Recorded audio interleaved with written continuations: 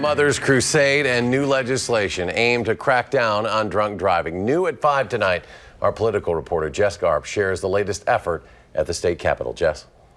Yeah, this latest bill is yet another that failed in a prior session and has been brought back this year. But behind all of these measures are the stories of families who have had their lives changed forever. This is when he was, I think he was 3, and I dressed him up as the Fonz. Memories of her son's childhood are what still make Marla Hall smile. Yeah. He was always smiling. But remembering that Clinton Hall's smile is gone is what devastates Marla every day. It's just a terrible feeling. I still sometimes ask God not to wake me up.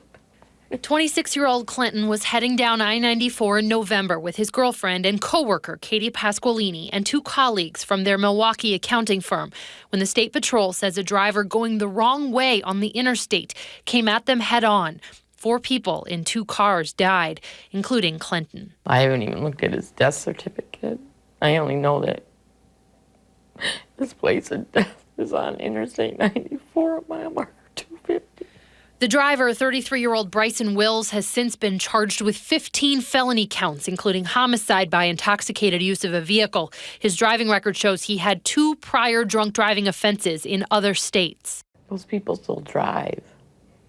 They need to go to prison. I don't care if they got to build a prison just for drunk drivers. A state lawmaker instead is proposing a 4 strikes and you're out bill. Senator Van Wangard would revoke driver's licenses for 10 years after a 4th offense or a 2nd offense with 2 other crimes like injury, damage, or death. We need to make sure that the individuals that are out there really consider, do I want to go to prison, or am I going to get help, or am I not going to drive? You know, it's not about punishing people, but sometimes you got to put that out there because some people just don't get it. Hall is supportive of this bill, and she started her own website and Facebook page to advocate on Clinton's behalf, which she says helps with the grief. Yeah, they messed with the wrong mother. Taking action to keep others from only living with the memories. We just have to do something. Because you think that it wouldn't happen to you. I was worried about car accident and stuff, but I didn't ever think that he'd be killed by a drunk driver.